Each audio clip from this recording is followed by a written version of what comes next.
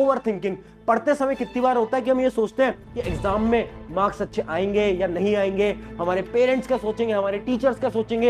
ये सारी प्रॉब्लम्स जो है ना, एक स्टूडेंट को एग्जाम के अंदर अच्छे मार्क्स लाने से बहुत रोकती हैं। और इन्हीं सारी प्रॉब्लम्स के आज 7 सिंपल स्टेप्स के अंदर तुम्हें सोल्यूशन बताने वाला हूं। तो दिन में 3-4 घंटे बहुत होते हैं। आप दिमाग में एकदम छाप जाना चाहिए हर subject. Remember anything that you studied. Hi everyone, मेरा नाम है Prashant, mentor of thousands of students. ये जो सारी प्रॉब्लम मैंने बताई ना, इन सारी प्रॉब्लम्स आप भी फेस कर रहे होगे। आपको भी लग रहा है ना कि पढ़ने का मन नहीं कर रहा, और भी बहुत सारी प्रॉब्लम है। आज इन सारी प्रॉब्लम के साइंटिफिक 7 सॉल्यूशन दूंगा। बट उन सॉल्यूशन को देने से पहले ना, पहली चीज जो कि सबसे इंपॉर्टेंट है वो है सेल्फ कॉन्फिडेंस। यार देखो, मुझे पता है तुम्हारे एग्जाम पास आ गए हैं, तुमने अभी तक नहीं पढ़ाई करी, तुम्हें ऐसा लग रहा है पेपर अच्छे नहीं जाएंगे, मार्क्स अच्छे नहीं आएंगे। बट अगर तुम खुद को हर रोज ये बोल रहे हो ना कि तुम नहीं कर पाओगे, तो रियलिटी में तुम नहीं कर पाओगे, क्योंकि तुम्हारे अंदर सेल्फ कॉन्फिडेंस नहीं है। जीतता वही है जो कि अपने अंदर कॉन्फिडेंस रखता है। तो जो सेल्फ कॉन्फिडेंस है ना, वो तुम्हारे अंदर होना चाहिए। अगर वो नहीं रखोगे, नहीं हो पाएगा। तो पहली चीज याद रखो, कॉन्फिडेंस खुद के अंदर होना चाहिए। वो कैसे आएगा? वो आएगा जब तुम खुद से हर रोज बोलोगे कि हाँ, मैं कर सकता हूं, मैं कर सकती हूं। और यही कमेंट आज आप सभी को करना है इसी कमेंट सेक्शन के अंदर कि हाँ, मैं करूंगा या फिर मैं करूंगी। आई होप आपने अभी तक इस कमेंट को कर दिया होगा वीडियो पॉज करके। अब पूरी 7 टिप्स बताऊंगा, और उन टिप्स को बताता हूं एक सिंपल सी स्टोरी के साथ। ये स्टोरी है 2 स्टूडेंट्स की, एक था रोहन, एक था मोहन। ये जो रोहन था ना, ये हमेशा से टॉपर स्टूडेंट था। ये वो था जो कि बहुत अच्छे मार्क्स लेकर आता था, जबकि वो जो दूसरा स्टूडेंट था जो कि मोहन था ना, वो बैक बेंचर था। अब एग्जाम पास आ गए थे, रोहन ने तो सब कुछ पढ़ा था, वो तो हमेशा मार्क्स लाता था। बट मोहन बेचारा बैक बेंचर, जिसने कुछ नहीं पढ़ा था और उसका सिलेबस भी कंप्लीट नहीं हुआ था। अब उसको बहुत डर लग रहा था, तो भागा भागा आता है रोहन के पास और रोहन से बोलता है, यार रोहन, मेरी एक मदद कर दे। तो रोहन पूछता है, क्या मदद करूं? तो मोहन बोलता है, यार मेरे एग्जाम पास आ गए हैं, तूने तो सब कुछ पढ़ लिया है, बट मैंने कुछ नहीं पढ़ा है, मेरी इतनी सारी प्रॉब्लम है, उनके सोल्यूशन बता दे। तो पता है रोहन ने क्या बोला? रोहन ने बोला, यार पता है तुझे मैं टॉपर क्यों हूं और तू बैक बेंचर क्यों है? क्योंकि हमारे बीच में ना एक फर्क है कि तू हमेशा प्रॉब्लम्स पे फोकस करता है और मैं सोल्यूशन पे फोकस करता हूं। मोहन ये सुनते ही शॉक हो गया और बोला, कैसे? मैं समझ नहीं पाया। तो रोहन ने बोला, यार तेरी जितनी भी प्रॉब्लम्स है ना, उनके सोल्यूशन है, बस तू ढूंढता नहीं है। तो मोहन बोलता है, यार मेरी एक प्रॉब्लम नहीं है, 7 बड़ी बड़ी प्रॉब्लम है, और यही प्रॉब्लम तुम सबकी भी है। तो रोहन जवाब देता है कि कोई दिक्कत नहीं है, ये सारी प्रॉब्लम के आज हम सोल्यूशन एक एक करके जानेंगे।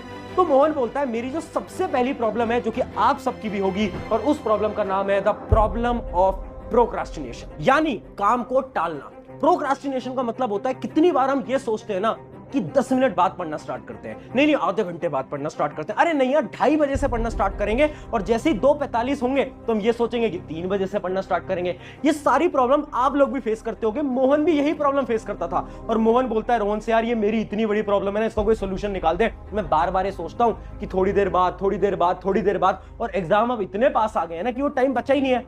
तो रोहन मुस्कुराता है और बोलता है कि ये प्रॉब्लम ना मैं भी फेस करता था, और इसका एक सिंपल सा सॉल्यूशन होता है जिसका नाम होता है the 30 second rule. The 30 second rule ये बोलता है ना कि आपको अपनी जिंदगी के सारे इंपॉर्टेंट डिसीजन मात्र 30 सेकंड के अंदर लेने हैं। इमेजिन करो, आपको सुबह जल्दी उठना है। जैसे ही आप सुबह जल्दी उठने की कोशिश करोगे, आप एक अलार्म लगाओगे ना, अलार्म बजेगा। जैसे ही आप अलार्म देखोगे, आपके मन में एक थॉट आएगा कि अभी उठूं या बाद में उठूं।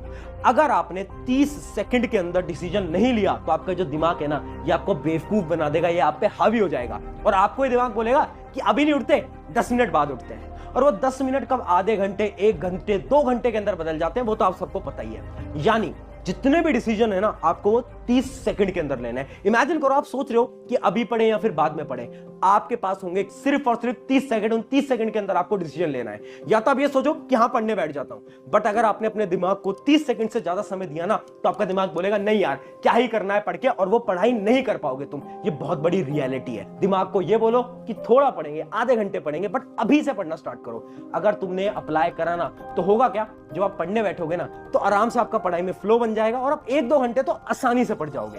तो मोहन ने बोला, यार वाह, ये तो बहुत अच्छा तरीका है। अच्छा रोहन, मेरी एक और प्रॉब्लम है। तो रोहन ने पूछा, कौन सी प्रॉब्लम है?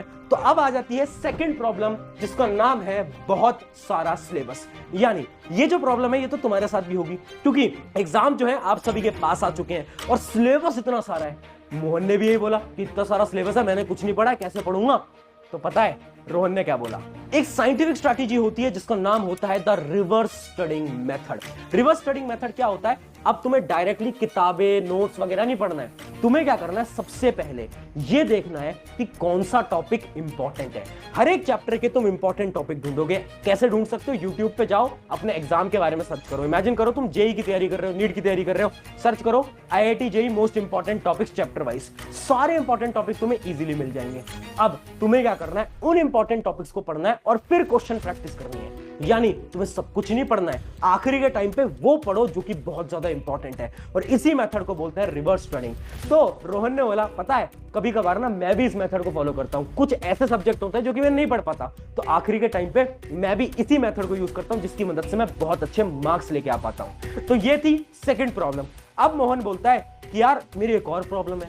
तो रोहन बोलता है बता यार, वो भी बता दे कौन सी प्रॉब्लम है। तो अब आ जाती है प्रॉब्लम नंबर 3, जिसका नाम है टाइम कहां है। तो जो आपका मोहन है ना, वो ये बोलता है कि ठीक है यार, इतना सारा सिलेबस है, तेरी स्ट्रैटेजी से मैं उस सिलेबस को कंप्लीट करने की कोशिश करूंगा, बट टाइम कहां है? तुझे पता है मैं पढ़ने बैठता हूं ना तो 2-2, 3-3 घंटे पढ़ लेता हूं, बट मेरा पढ़ाई पे फोकस ही नहीं लगता, कंसंट्रेशन नहीं लगता। टाइम ऐसे निकल रहा है ना कि पता ही नहीं चल रहा है। तो यहां पर एक बड़ी ही साइंटिफिक टेक्निक आती है जिसका नाम है वैदिक साइंस ऑफ 1 आवर रूल। यानी 1 आवर रूल क्या बोलता है? पुराने जमाने से, यानी वैदिक टाइम से, जब गुरुकुल टाइम चलता था ना, उस जमाने से इस टेक्निक को यूज किया जा रहा है। इस टेक्निक के अकॉर्डिंग ना आपको जब भी पढ़ना है ना, तो ये मत सोचो कि 3 घंटे पढ़ेंगे, 4 घंटे पढ़ेंगे, 5 घंटे नहीं। आप एक टाइमर लगाओ, मात्र 1 से 2 घंटे का टाइमर लगाओ, और इस 1 से 2 घंटे के अंदर तुम्हारा सारा फोकस कहां होना चाहिए?